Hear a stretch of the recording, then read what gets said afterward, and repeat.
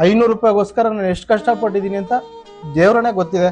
ಆ ಮಗು ಪರಿಸ್ಥಿತಿ ಚಿಕ್ಕ ಮಗು ಸರ್, ಅದು ಕೇವಲ 1.5 ವರ್ಷ, ಪ್ರಪಂಚದನ್ನೇ ನೋಡ್ಲಿಲ್ಲ, ಇನ್ನು ಭೂಮಿ ಹೇಗಿದೆ ಅಂತಾನೆ ಅದು ಮಗು ಗೊತ್ತಿಲ್ಲ.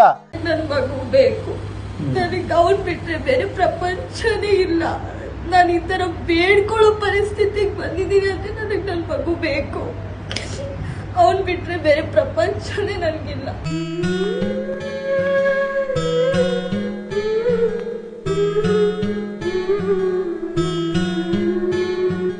ಅಣ್ಣ, ನಿಮ್ಮ ಕೈ ಮುಗಿದು ಕಾಲು ಮುಗಿದು ಬೇಡ್ಕೊಳ್ತೀನಿ ಅಣ್ಣ. ನನಗೋಸ್ಕರ ಬೇಡ್ಕೊತಾ ಇಲ್ಲ, ಅವರ ಕಂದಮ್ಮನನ್ನ ಉಳಿಸ್ಕೊಡ್ಬೇಕು ಅಂತ ಬೇಡ್ಕೊತಾ ಇದ್ದೀನಿ. ಕೇವಲ 1 ವಾರಕ್ಕೆ 33 ಲಕ್ಷ ಕೊಟೇಶನ್ ಕೊಟ್ಟಿದ್ದಾರೆ. ಒಬ್ಬ ಸಾಮಾನ್ಯ ಡ್ರೈವರ್ ಇಷ್ಟು ಹಣವನ್ನ ಹೇಗೆ ಹೊಂದಿಸೋದಕ್ಕೆ ಸಾಧ್ಯ ಹೇಳಿ? ಶುಕ್ರವಾರ ಅದು ನಾನು ತಾಳಿನೂ ಮಾರ್ಬಿಟ್ಟಿದ್ದೀನಿ. ನನಗೆ ತಾಳಿನೂ ಮಾರಿ ಏನೂ ಇಲ್ಲ ನನ್ಗೆ, ಯಾಕಂದ್ರೆ ದೇವ್ರಿಗೆ ಚಾಲೆಂಜ್ ಇದು. ಒಂದ್ ಹೆಣ್ಣಾಗಿ ನನಗ್ ಮಗುನೇ ಮುಖ್ಯ, ಬೇರೆ ಏನೂ ಮುಖ್ಯ ಇಲ್ಲ. ತಾಳಿನೂ ನನಗ್ ಬೇಡ ಅಂತ ಮಾರಿ ನನ್ನ ಮಗು ಟ್ರೀಟ್ಮೆಂಟ್ ಸ್ಟಾರ್ಟ್ ಮಾಡಿಸ್ಬಿಟ್ಟಿದ್ದೀನಿ. ಮಗುನ ಆ ಆಪರೇಷನ್ಸ್ ಆದ್ಮೇಲೆ ಅಷ್ಟು ಮಿಷಿನ್ ಸಪೋರ್ಟ್ ಇಂದ ನೋಡೋದಿದೆಯಲ್ಲ, ನಮ್ಮಿಬ್ಬರನ್ನು ಜೀವಂತವಾಗಿ ಬೆಂಕಿ ಹಾಕಿ ಸುಟ್ಟಂಗಿದೆ. ಎಲ್ಲಾ ಡ್ರೈವರ್ಗಳಾಗಿರ್ಬೋದು, ಟ್ಯಾಕ್ಸಿ ಓಡಿಸೋರು, ಆಟೋ ಓಡಿಸೋರು, ಸಣ್ಣ ಪುಟ್ಟ ಕೂಲಿ ಕೆಲಸ ಮಾಡೋರೆ ಇಂಥ ಮನ್ಸು ಮಾಡೋದು, ಇಂಥವ್ರಿಗೆ ಸಹಾಯ ಮಾಡೋದು ಅಂತ ನನಗೆ ಚೆನ್ನಾಗಿ ಗೊತ್ತು. ನೀವೆಲ್ಲ ಮನ್ಸು ಮಾಡಿದ್ರೆ 1 ರೂಪಾಯಿ ಕೊಟ್ರೆ ಸಾಕು, ಒಂದು ಜೀವ ಉಳ್ಕೊಳ್ಳುತ್ತೆ. ತಮ್ಮನಿಗೋಸ್ಕರ ನಾನು 500 ರೂಪಾಯಿ ಕೂಡ ನನ್ಗೆ ಯಾರು ಹೆಲ್ಪ್ ಮಾಡಿಲ್ಲ. ಬಟ್ ಇದನ್ನೆಲ್ಲ ನಾನು ಯಾಕೆ ಮಾಡ್ತಾ ಇದ್ದೀನಿ ಅಂದ್ರೆ, ಇದರಲ್ಲಿ 1 ಮಗು ಉಳಿದ್ರು ನನ್ನ ತಮ್ಮನಿಗೆ ನಾನು ಸಹಾಯ ಮಾಡ್ದಂಗೆ, ನನ್ನ ತಮ್ಮ ಉಳ್ದಂಗೆ. ಆ 1 ರೂಪಾಯಿ ಬೆಲೆ ನಂಗೆ ಗೊತ್ತಿದೆ. 500 ರೂಪಾಯಿಗೋಸ್ಕರ ನಾನು ಎಷ್ಟು ಕಷ್ಟಪಟ್ಟಿದ್ದೀನಿ ಅಂತ ದೇವ್ರನೇ ಗೊತ್ತಿದೆ. ಆ ಮಗು ಪರಿಸ್ಥಿತಿ ಚಿಕ್ಕ ಮಗು ಸರ್, ಅದು ಕೇವಲ 1.5 ವರ್ಷ, ಪ್ರಪಂಚದನ್ನೇ ನೋಡ್ಲಿಲ್ಲ, ಇನ್ನು ಭೂಮಿ ಹೇಗಿದೆ ಅಂತಾನೆ ಅದು ಮಗು ಗೊತ್ತಿಲ್ಲ. ಈ ತರ ಒಂದು ಸಣ್ಣ ಮಗು ಈ ತರ ಒಂದು ಶಿಕ್ಷೆ ಕೊಡ್ತಾನೆ ದೇವ್ರು ಅಂದ್ರೆ, ನನ್ನ ಕೈಲಾದಂತ ಒಂದು ಅಳಿಲು ಸೇವೆ, ಸಣ್ಣ ಸೇವೆ. ಸೊ ನನ್ನ ಕೈಲಾಗಿದ್ದನ್ನ ನಾನು ಇವರಿಗೆ ಒಂದು ಕೊಡುವಂತ ಪ್ರಯತ್ನವನ್ನ ಮಾಡ್ತಾ ಇದ್ದೀನಿ. ಪ್ರೀತಿಯ ತೋರಿಸೋ ಮನುಜ ಬಿಟ್ಟು ದೈವವು ಬೇರೆಲ್ಲಿದೆ, ವಿಶಾಲವಾದ ಹೃದಯಕ್ಕಿಂತ ಗುಡಿಯು ಎಲ್ಲಿದೆ. ನಮಸ್ಕಾರ, ನಾನು ನಿಮ್ಮ ಪ್ರೀತಿಯ ಜನಸ್ನೇಹಿ ಯೋಗೇಶ್. ನಿಜವಾಗ್ಲೂ ಬಹಳ ಬೇಜಾರಾಗ್ತಿದೆ, ಬಹಳ ನೋವಾಗ್ತಿದೆ. ಕೇವಲ 1.5 ವರ್ಷದ ಮಗುವಿನ ಕತೆ ಇವತ್ತು ಚಿಂತಾಜನಕ ಆಗಿದೆ. ಸಿಟೋಫಿನಿಯಾಸ್ ಅನ್ನೋ ಒಂದು ಅಪರೂಪದ ಕಾಯಿಲೆಯಿಂದ ಈ ಮಗು ಸಾವು ಬದುಕಿನ ಮಧ್ಯೆನೇ ಹೋರಾಟ ಮಾಡ್ತಿದೆ ಅಂತ ಹೇಳ್ಬೋದು. ಒಬ್ಬ ಟ್ಯಾಕ್ಸಿ ಡ್ರೈವರ್ ಆಗಿ ಮತ್ತೊಬ್ಬ ಡ್ರೈವರ್ಗೆ ಸಪೋರ್ಟ್ ಆಗಿ ನಿಂತ್ಕೊಳ್ಳಿಲ್ಲ ಅಂದ್ರೆ ನಾನು ಈ ಸಂಸ್ಥೆ ಕಟ್ಟಿದ್ದಕ್ಕೂ ಕೂಡ ವ್ಯರ್ಥ ಆಗ್ಬಿಡುತ್ತೆ. ಯಾಕಂತ ಹೇಳಿದ್ರೆ, ಈ ಮಾತನ್ನ ನಾನು ಹೇಳ್ತಾ ಇದ್ದೀನಿ ಅಂದ್ರೆ, ಒಬ್ಬ ನಾರ್ಮಲ್ ಟ್ಯಾಕ್ಸಿ ಡ್ರೈವರ್ ಆಗಿದ್ದಂತ ಇವರ ಕುಟುಂಬಕ್ಕೆ ಇವತ್ತು ಬರಸಿಡಿಲೆ ಬಡಿದಿದೆ ಅಂತಾನೆ ಹೇಳ್ಬೋದು. 1.5 ವರ್ಷದ ಮುದ್ದು ಕಂದಮ್ಮನನ್ನ ಉಳಿಸ್ಕೊಳ್ಳೋದಕ್ಕೆ ಹಗಲು ರಾತ್ರಿ ಶ್ರಮ ಪಡ್ತಾ ಇದ್ದಾರೆ, ಟ್ಯಾಕ್ಸಿ ಓಡಿಸ್ತಾ ಇದ್ದಾರೆ, ಜೊಮ್ಯಾಟೋದಲ್ಲಿ ಕೆಲಸ ಮಾಡ್ತಿದ್ದಾರೆ. ದಯವಿಟ್ಟು ಸ್ನೇಹಿತರೆ, ಈ ವಿಡಿಯೋನ ಕೊನೆವರೆಗೂ ನೋಡಿದ್ರೆ ಮಾತ್ರನೇ ನಿಮ್ಗೆ ಈ ವಿಷಯ ಕಂಪ್ಲೀಟ್ ಆಗಿ ಅರ್ಥ ಆಗುತ್ತೆ. ತಾವೆಲ್ಲ ಹಿಂದೆಗಡೆ ಸ್ಕ್ರೀನ್ ಮೇಲೆ ಗಮನಿಸ್ತಾ ಇದ್ದೀರಾ, ಆ ಮಗುಗೆ ಕೇವಲ 1.5 ವರ್ಷ. ಇವತ್ತು ಆ ಮಗುಗೆ ಬೇಕಾಗಿರುವ ಹಣ ಕೊಡಿ ಮೇಡಮ್, ರಿಪೋರ್ಟ್ ನೀವು ನಂಬಲ್ಲ ಸ್ನೇಹಿತರೆ, ಕೇವಲ 1 ವಾರಕ್ಕೆ 33 ಲಕ್ಷ ಕೊಟೇಶನ್ ಕೊಟ್ಟಿದ್ದಾರೆ. ಸೊ ಇದನ್ನ ಒಬ್ಬ ಸಾಮಾನ್ಯ ಪ್ರಜೆಯಾಗಿ, ಒಬ್ಬ ಸಾಮಾನ್ಯ ವ್ಯಕ್ತಿಯಾಗಿ, ಒಬ್ಬ ಸಾಮಾನ್ಯ ಡ್ರೈವರು ಇಷ್ಟು ಹಣವನ್ನ ಹೇಗೆ ಹೊಂದಿಸೋದಕ್ಕೆ ಸಾಧ್ಯ ಹೇಳಿ? ಹಾಗಾಗಿ ದಯವಿಟ್ಟು ಈ ವಿಡಿಯೋನ ಕೊನೆವರೆಗೂ ನೋಡಿ. ಜೊತೆಗೆ ಈ ವಿಡಿಯೋನ ಅತಿ ಹೆಚ್ಚು ನಿಮ್ಮ ಸ್ನೇಹಿತರುಗಳಿಗೆ, ನಿಮ್ ಕೈ ಸಹಾಯ ಮಾಡಕ್ ಆಗಲ್ಲ ಅಂದ್ರೂ ಪರವಾಗಿಲ್ಲ, ಈ ವಿಡಿಯೋನ ಒಂದು 4 ಜನಕ್ಕೆ ಶೇರ್ ಮಾಡಿ. ನೀವು ಕೇವಲ 1 ರೂಪಾಯಿ ಡೊನೇಟ್ ಮಾಡಿದ್ರು ಕೂಡ ಅವರ ಇವತ್ತು ಆ ಕುಟುಂಬಕ್ಕೆ ತುಂಬಾನೇ ಸಹಾಯ ಸಿಗುತ್ತೆ. ಮಣಿಪಾಲ್ ಹಾಸ್ಪಿಟಲ್ ಯಶವಂತಪುರದಲ್ಲಿ ತುಂಬಾ ದಿನಗಳಿಂದ ಸಾವು ಬದುಕಿನ ಮಧ್ಯೆನೇ ಹೋರಾಡ್ತಿದೆ ಮಗು. ಈ ಮಗು ಉಳಿಬೇಕು ಅಂದ್ರೆ ನಿಮ್ಮೆಲ್ಲರ ನೆರವು ತುಂಬಾನೇ ಅವಶ್ಯಕತೆ ಇದೆ. ಈಗ ಅವರ ತಂದೆ ತಾಯಿಯನ್ನ ಮಾತಾಡಿಸ್ತೀನಿ. ವೃತ್ತಿಯಲ್ಲಿ ಅವರು ಡ್ರೈವರ್ ಆಗಿ ಕೆಲಸ ಮಾಡ್ತಿದ್ದಾರೆ. ಅಮ್ಮ ನಮಸ್ಕಾರ. ತುಂಬಾ ಬೇಜಾರಾಗ್ತಿದೆ. ನಾನು ಹಾಸ್ಪಿಟಲ್ಗೆ ಬಂದಾಗ್ಲೂ ನಮ್ಮ ಪರಿಸ್ಥಿತಿ ನೋಡಿ ನನಗೆ ಏನ್ ಹೇಳ್ಬೇಕಂತ ಗೊತ್ತಾಗ್ತಾ ಇಲ್ಲ. ನಿಮ್ಮ ಮಗುಗೆ ಏನಾಗಿದೆ? ಎಷ್ಟು ವರ್ಷ ವಯಸ್ಸು? 1.5 ವರ್ಷ ಮಗುವೆ. ಈ ತರ ಆಗುತ್ತೆ ಅಂತ ನಾವು ಯಾವತ್ತೂ ಅನ್ಕೊಂಡೇ ಇರ್ಲಿಲ್ಲ. ಹುಟ್ಟಿದಾಗಿಂದಲೂ ಚೆನ್ನಾಗಿರೋ ಮಗು ಸಡನ್ ಆಗಿ ಈ ತರ ಆಗುತ್ತೆ ಅಂತ ನಾವು ಕನ್ಸಲ್ಲೂ ಅನ್ಕೊಂಡಿರ್ಲಿಲ್ಲ. ಹುಟ್ಟಿದ ದಿವಸದಿಂದ ಇವತ್ತವರೆಗೂ ಮಗುಗೆ ಒಂದು ಸಣ್ಣ ಜ್ವರ ಬಂದ್ರು ಅಂತ ಸೀರಿಯಸ್ ಆಗೋ ತರ ಏನಲ್ಲ. ಹೈಪರ್ ಆಕ್ಟಿವ್ ಮಗು, ಅದು ನಾರ್ಮಲ್ ಆಗಿ ನಾವೇ ಮೆಡಿಸಿನ್ ಕೊಟ್ರು ಸರಿ ಹೋಗೋ ತರ ಮಗು. ಸಡನ್ ಆಗಿ ಈ ತರ ಒಂದು ನಾರ್ಮಲ್ ಫ್ಲೂ, ನಾರ್ಮಲ್ ಎಲ್ಲ ಮಕ್ಳಿಗೂ ಬರೋ ಫ್ಲೂನೇ ಅದು, HLH ಅಂತ ಜ್ವರ.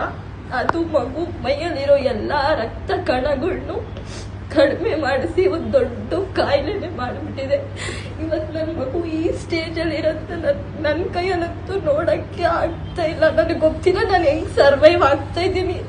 15 ದಿವಸದಿಂದ ನಾನು ನಿದ್ದೆ ಮಾಡ್ದಿರೋ, ಊಟ ತಿಂದಿರೋ ನಾನು ಹಿಂಗ್ ಬದುಕಿದೀನಿ ಅಂತ ನನಗೂ ಗೊತ್ತಿಲ್ಲ. ನೋಡೋರು ಅನ್ಕೊಂಬೋದು ಹೆಂಗೋ ಸರ್ವೈವ್ ಆಗ್ತಾ ಇದಾರೆ ಅಂತ. ಹಣ ಹೊಂಚೋಷ್ಟ್ರಲ್ಲಿ ಮಗುನ್ ನೋಡಿ ಆ ರೀತಿ ನೋಡಿ ನಮ್ಗೆ ಆಚೆ ಹೋಗಿ ಹಣ ಹೊಂಚುವಷ್ಟು ಧೈರ್ಯನೂ ಇಲ್ಲ. ಆದ್ರೂ ನಮ್ಮ ಹತ್ರ ಇದ್ದಿದ್ದು ಎಲ್ಲ ಸೇವಿಂಗ್ಸು ಏನ್ ಸಣ್ಣ ಪುಟ್ಟ ಮಾಡ್ಕೊಂಡಿದ್ವಿ ಎಲ್ಲ ತರದ್ದು, ಕೊನೆಗೆ ಮಾಂಗಲ್ಯ ಸರ ತಾಳಿ ಎಲ್ಲ ಶುಕ್ರವಾರ ಅದು ನಾನು ತಾಳಿನೂ ಮಾರ್ಬಿಟ್ಟಿದ್ದೀನಿ. ನನಗೆ ತಾಳಿನೂ ಮಾರಿ ಏನೂ ಇಲ್ಲ ನನ್ಗೆ, ಯಾಕಂದ್ರೆ ದೇವ್ರಿಗೆ ಚಾಲೆಂಜ್ ಇದು. ಒಂದು ಹೆಣ್ಣಾಗಿ ನನಗೆ ಮಗುನೇ ಮುಖ್ಯ, ಬೇರೆ ಏನೂ ಮುಖ್ಯ ಇಲ್ಲ. ತಾಳಿನೂ ನನಗೆ ಬೇಡ ಅಂತ ಮಾರಿ ನನ್ನ ಮಗು ಟ್ರೀಟ್ಮೆಂಟ್ ಸ್ಟಾರ್ಟ್ ಮಾಡಿಸ್ಬಿಟ್ಟಿದ್ದೀನಿ. ಗೊತ್ತಿಲ್ಲ ನಾನು ಮುಂದಕ್ಕೆ ಹೆಂಗೆ ಹೋಗ್ತೀನಿ ಅಂತ ನನಗೆ ಗೊತ್ತಿಲ್ಲ. ನನಗೆ ಯಾವುದೂ ಬ್ಯಾಕ್ಗ್ರೌಂಡ್ ಸಪೋರ್ಟು ಇಲ್ಲ. ಬಟ್ ನಾನು ಅದೇ ತುಂಬ ಸ್ಟ್ರಾಂಗ್ ಆಗಿ ಯಾವ ಹೆಣ್ಣು ತಗೊಳ್ದೇ ಇರೋವಂಥ ನಿರ್ಧಾರ ತಗೊಂಡ್ಬಿಟ್ಟಿದ್ದೀನಿ. ಟ್ರೀಟ್ಮೆಂಟ್ ಸ್ಟಾರ್ಟ್ ಮಾಡಿಸ್ಬಿಟ್ಟಿದ್ದೀನಿ. ಬಟ್ ಇವಾಗ ನಾನು ಯಾವುದೇ ಬೇರೆ ಹಾಸ್ಪಿಟಲ್ಗೆ ತೋರ್ಸೋದಾಗ್ಲಿ, ಬೇರೆ ಇನ್ನೆಲ್ಲೂ ಕರ್ಕೊಂಡೋಗೋ ಸ್ಟೇಜಲ್ಲೂ ಸಿಚುಯೇಷನ್ನಲ್ಲೂ ನಾವಿಲ್ಲ. ಒಂದು ದಿನಕ್ಕೆ ಎಷ್ಟು ಖರ್ಚಾಗ್ತದೆ ಕೇಳಿದ್ರೆ ನನಗೆ ಶಾಕ್ ಆಯ್ತು, ನನಗೆ ಗಾಬರಿ ಆಯ್ತು. ದೇವರಾಣೆ ಹೇಳ್ತೀನಲ್ಲ, ಲಕ್ಷ ಕೋಟಿಗೆ ಬದುಕಿರೋರ್ಗೆ ಬಂದ್ರೆ ಏನೋ ಬೇಬಿ ಅವ್ರ ಹತ್ರ ದುಡ್ಡಿರುತ್ತೆ, ಜೀವ ಉಳಿಸ್ಕೊಳ್ಳೋ ಪ್ರಯತ್ನ ಮಾಡ್ಬೋದು. ಒಂದು ದಿನಕ್ಕೆನೆ 4-5 ಲಕ್ಷ ಬರೀ ಮಿಷಿನ್ ಚಾರ್ಜ್ ಕಟ್ಬೇಕಂತ ಹೇಳಿದ್ರು. ಅವ್ರು ಹೇಳಿದ್ರು ನೀವು ಇದು ಫೈನಲ್ ಸ್ಟೇಜೇನೆ. ಫೈನಲ್ ಸ್ಟೇಜ್ ಅಂದ್ರೆ ಅದು ಫುಲ್ ಲಂಗ್ಸ್ ಎಲ್ಲ ಕವರ್ ಆಗ್ಬಿಟ್ಟಿದೆ ಕಫ. ಇವಾಗ ಒಂದು ಟ್ರೀಟ್ಮೆಂಟ್ ಲಾಸ್ಟ್ ಇರೋದು ಎಕ್ಮೋ.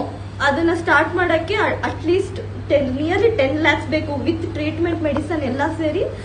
ನಿಮ್ ಕೈಯಲ್ಲಿ ಆಗುತ್ತಾ ಅಂತ ಕೇಳಿದಾಗ ಇವಾಗ ನಾನು ದುಡ್ಡಿನ ಮಕ್ಕ ನೋಡ್ಲಾ, ಮಗುವಿನ ಜೀವನ ನೋಡ್ಲಾ, ಗೊತ್ತಿಲ್ಲ. ನಾನು ಅದೇ ಹೇಳ್ದಂಗೆ ಎಲ್ಲ ಮಾರಿ ಟ್ರೀಟ್ಮೆಂಟ್ ಅವತ್ತಿನ ದಿವಸಕ್ಕೆ ಸ್ಟಾರ್ಟ್ ಮಾಡಿಸ್ಬಿಟ್ಟಿದೀವಿ. ಇವಾಗ ಎಲ್ಲಾ ತರ ಸಪೋರ್ಟು ಸಿಗ್ತಾ ಇದೆ. ಆದಷ್ಟು ನಾನು ಒಂದು ಪ್ರಶ್ನೆ ತಾಯಿ, ಒಂದು ಹೆಣ್ಣಿಗೆ ಮಾಂಗಲ್ಯ ಅನ್ನೋದು ತುಂಬಾ ಮುಖ್ಯ. ಅದನ್ನ ಎಂತದೇ ಸಂದರ್ಭ ಬಂದ್ರು ಅದನ್ನ ಕಳ್ಕೊಳ್ಳೋದಕ್ಕೆ ಇಷ್ಟಪಡಲ್ಲ. ನನಗೆ ನನ್ನ ಮಗು ಬೇಕು. ನನಗೆ ಅವ್ನ್ ಬಿಟ್ರೆ ಬೇರೆ ಪ್ರಪಂಚನೇ ಇಲ್ಲ. ನಾನು ಈ ತರ ಬೇಡ್ಕೊಳ್ಳೋ ಪರಿಸ್ಥಿತಿಗೆ ಬಂದಿದ್ದೀನಿ ಅಂದ್ರೆ ನನಗೆ ನನ್ನ ಮಗು ಬೇಕು. ಅವನ್ ಬಿಟ್ರೆ ಬೇರೆ ಪ್ರಪಂಚನೇ ನನಗಿಲ್ಲ. ಅದಕ್ಕೆ ನಾನು ಇಂಥ ದೃಢ ನಿರ್ಧಾರ ತಗೊಂಡಿದ್ದು. ಅವತ್ತು ನಾನು ಮಾಡಿದ ತಪ್ಪೇ, ಆದ್ರೆ ನನಗೆ ನನ್ನ ಮಗು ಬಿಟ್ರೆ ಬೇರೆ ಏನೂ ಇಲ್ಲ, ಯಾರೂ ಇಲ್ಲ. ನನಗೆ ನನ್ನ ಮಗುನೇ ಇಲ್ಲ. ಅಣ್ಣವ್ರು ಏನ್ ಕೆಲಸ ಮಾಡ್ತಾರೆ? ಅವರು ಡ್ರೈವಿಂಗ್ ಫೀಲ್ಡ್ ಅಲ್ಲಿ ಇದ್ದಾರೆ. ಏನ್ ಕೆಲಸ ಮಾಡ್ತಾ ಇದ್ದೀರಾ? ಡ್ರೈವಿಂಗ್ ಕೆಲಸ ಮಾಡ್ತಾ ಇದ್ದಾರೆ. ಈಗ ಸರ್ ಈ ಒಂದು ನೋವನ್ನ ತಡ್ಕೊಂಡಿದ್ದೀರಾ ತಾವು? ಬಹುಶಃ ಎಲ್ಲೋ ಸಾಲ ಸೂಲ ಮಾಡಿ ಬಡ್ಡಿಗೆ ತಗೊಂಡು ಏನೋ ಮಾಡ್ಬೋದು. ಒಂದು ವಾರಕ್ಕೆ ಸ್ನೇಹಿತರೆ ನೋಡಿ, ಡೈಲಿ ವೈಸ್ ಕೊಟ್ಟಿದ್ದಾರೆ ನಿಮ್ಗೆ. ನೋಡಿ ಒಂದು ದಿನದ ಖರ್ಚು ಎಷ್ಟಾಗುತ್ತೆ ಈ ರೀತಿ. 10 ಲಕ್ಷ ಒಂದು ದಿನದ ಖರ್ಚು. ಯಪ್ಪ, ಕೇಳಕ್ಕೆ ಭಯ ಆಗುತ್ತೆ ಸ್ನೇಹಿತರೆ. ಇಷ್ಟು ದುಡ್ಡನ್ನ ಎಲ್ಲಿಂದ ಒಬ್ಬ ಕಾಮನ್ ಮ್ಯಾನ್ ಹೊಂಚೋದಕ್ಕೆ ಸಾಧ್ಯ? ಹಂಗಂತ ಹೇಳ್ಬಿಟ್ಟು ಸುಮ್ಮನೆ ಇರಕ್ಕಂತೂ ಆಗಲ್ಲ. ಮಗುನ ಉಳಿಸ್ಕೊಳ್ಳೇಬೇಕು. ಆ ಮಗು ಉಳಿಬೇಕು ಅಂದ್ರೆ ಇಡೀ ಕರ್ನಾಟಕದ ಜನ ಅಣ್ಣ ನಿಮ್ಮ ಕೈ ಮುಗಿದು ಕಾಲು ಮುಗಿದು ಬೇಡ್ಕೊಳ್ತೀನಿ ಅಣ್ಣ. ನನಗೋಸ್ಕರ ಬೇಡ್ಕೊತಾ ಇಲ್ಲ, ಅವರ ಕಂದಮ್ಮನನ್ನ ಉಳಿಸ್ಕೊಡ್ಬೇಕು ಅಂತ ಬೇಡ್ಕೊತಾ ಇದ್ದೀನಿ. ನಾನು ಕೇಳ್ಕೊಳ್ತಿರೋದು ಏನಂತ ಹೇಳಿದ್ರೆ, ಖಂಡಿತವಾಗಲು 100ರಲ್ಲಿ 80% ಜನ ದುರ್ಚಟಗಳನ್ನ ಮಾಡೇ ಮಾಡ್ತೀರಾ. ಸಿಗರೇಟ್ ಸೇರ್ತೀರಾ, ಎಣ್ಣೆ ಹೊಡಿತೀರಾ. ದಯವಿಟ್ಟು ಅಣ್ಣ ನೀವೆಲ್ಲ ಮನ್ಸು ಮಾಡಿದ್ರೆ 1 ರೂಪಾಯಿ ಕೊಟ್ರೆ ಸಾಕು. ನೀವು ಸೇದ 1 ಸಿಗರೇಟ್ ದುಡ್ಡನ್ನ ಆ ಮಗುಗೆ ಕೊಟ್ರೆ ಸಾಕು, ಒಂದು ಜೀವ ಉಳ್ಕೊಳ್ಳುತ್ತೆ. ನಿಜವಾಗ್ಲೂ ಒಬ್ಬ ಟ್ಯಾಕ್ಸಿ ಡ್ರೈವರ್ ಆಗಿ ಒಬ್ಬ ಡ್ರೈವರ್ಗೆ ಸಹಾಯ ಮಾಡದೆ ಹೋದ್ರೆ ನಿಜವಾಗ್ಲೂ ಈ ಭೂಮಿಗೆ ಬಂದಿದ್ದೇ ವ್ಯರ್ಥ ಅಂತ ನಾನು ಕೂಡ ಭಾವಿಸ್ತೀನಿ. ಎಲ್ಲ ಡ್ರೈವರ್ಗಳಾಗಿರ್ಬೋದು, ಟ್ಯಾಕ್ಸಿ ಓಡಿಸೋರು, ಆಟೋ ಓಡಿಸೋರು, ಸಣ್ಣ ಪುಟ್ಟ ಕೂಲಿ ಕೆಲಸ ಮಾಡೋರೆ ಇಂಥ ಮನ್ಸು ಮಾಡೋದು, ಇಂಥವ್ರಿಗೆ ಸಹಾಯ ಮಾಡೋದು ಅಂತ ನನಗೆ ಚೆನ್ನಾಗಿ ಗೊತ್ತು.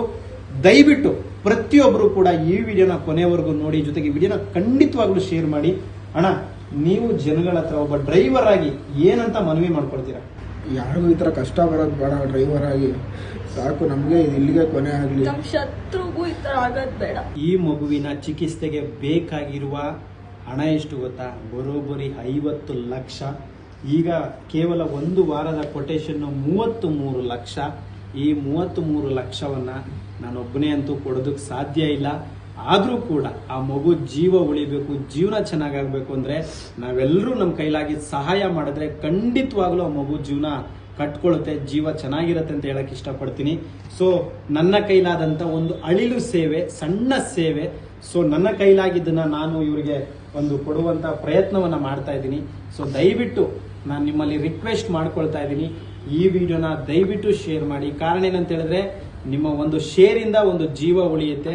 ನಾನು ಕೊಡ್ತಿರೋದು ಏನೇನೂ ಅಲ್ಲ, ಆದ್ರೆ ಈ ವಿಡಿಯೋದಲ್ಲಿ ಈ ಮೊತ್ತವನ್ನ ಕೊಟ್ಟು ನಾನು ಯಾಕೆ ಕೇಳ್ತಾ ಇದ್ದೀನಿ ಅಂದ್ರೆ ನನ್ನ ಕೈಲಾದಂತ ಕರ್ತವ್ಯವನ್ನ ನಾನು ಮಾಡ್ತಾ ಇದ್ದೀನಿ. ನಿಮಗೂ ಇದೊಂದು ನಂದು ಒಂದು ಕರ್ತವ್ಯ ಇದೆ ಅಂತ ಅನ್ಸಿದ್ರೆ ನಿಮ್ಮ ಕೈಲಾದಂತ ಧನ ಸಹಾಯವನ್ನ ದಯವಿಟ್ಟು ಈ ಕುಟುಂಬಕ್ಕೆ ಮಾಡಿ. ಭಗವಂತ ಎಲ್ರಿಗೂ ಶನೇಶ್ವರ ಸ್ವಾಮಿಯವರು ಒಳ್ಳೇದ್ ಮಾಡ್ಲಿ. ಜೈ ಹಿಂದ್, ಜೈ ಕರ್ನಾಟಕ ಮಾತೆ. ಇದು ನಂದೊಂದು ಸಣ್ಣ ಸೇವೆ ಅಮ್ಮ. ನಾನು ಖಂಡಿತವಾಗ್ಲೂ ಇರೋನಲ್ಲ, ನನಗೇನು ದೇವ್ರ ಶಕ್ತಿ ಕೊಟ್ಟಿದ್ದಾನೋ. ಯಾಕೆ ಗೊತ್ತಾ, ನಾನು ಈ ತರ ಕಷ್ಟಗಳನ್ನ ತುಂಬಾ ನೋಡಿದ್ದೀನಮ್ಮ. ನನ್ನ ತಮ್ಮನಿಗೋಸ್ಕರ ನಾನು 500 ರೂಪಾಯಿ ಕೂಡ ನನ್ಗೆ ಯಾರು ಹೆಲ್ಪ್ ಮಾಡಿಲ್ಲ. ಬಟ್ ಇದನ್ನೆಲ್ಲ ನಾನು ಯಾಕೆ ಮಾಡ್ತಾ ಇದ್ದೀನಿ ಅಂದ್ರೆ ಇದರಲ್ಲಿ ಒಂದು ಮಗು ಉಳಿದ್ರು ನನ್ನ ತಮ್ಮನಿಗೆ ನಾನು ಸಹಾಯ ಮಾಡ್ದಂಗೆ, ನನ್ನ ತಮ್ಮ ಉಳ್ದಂಗೆ. ನನ್ನ ತಮ್ಮ ನನ್ನ ಜೊತೆಲಿ ಇಲ್ಲಮ್ಮ ಇವಾಗ. ನನ್ನ ತಮ್ಮ ತೀರೋಗಿ ತುಂಬಾ ವರ್ಷ ಆಯ್ತು. ಬಟ್ ಈ ತರದೆಲ್ಲ ನೋಡಿದಾಗ ಬಹಳ ಬೇಜಾರಾಗುತ್ತೆ. ಯಾಕಂದ್ರೆ ಆ 1 ರೂಪಾಯಿ ಬೆಲೆ ನಂಗೆ ಗೊತ್ತಿದೆ. 500 ರೂಪಾಯಿಗೋಸ್ಕರ ನಾನು ಎಷ್ಟು ಕಷ್ಟಪಟ್ಟಿದ್ದೀನಿ ಅಂತ ದೇವ್ರನ್ನೇ ಗೊತ್ತಿದೆ. ಆ ಮಗು ಪರಿಸ್ಥಿತಿ ಚಿಕ್ಕ ಮಗು ಸರ್, ಅದು ಕೇವಲ 1.5 ವರ್ಷ, ಪ್ರಪಂಚದನ್ನೇ ನೋಡ್ಲಿಲ್ಲ, ಇನ್ನು ಭೂಮಿ ಹೇಗಿದೆ ಅಂತಾನೆ ಅದು ಮಗು ಗೊತ್ತಿಲ್ಲ.